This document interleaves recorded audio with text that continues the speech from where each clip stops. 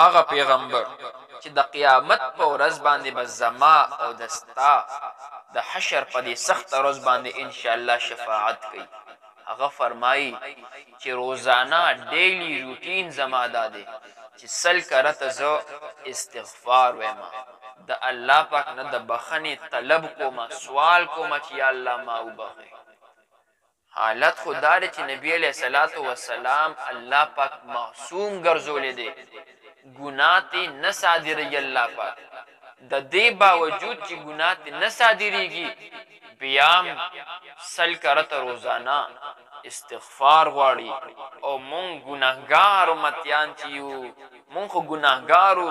مونږ نه چې ته نیکي نه صادریږي لیکن بیا مونږ استغفار نه غواړو د الله پاک نه د بخښنې سوال نه کوو چې یا الله مونږه معاف کړې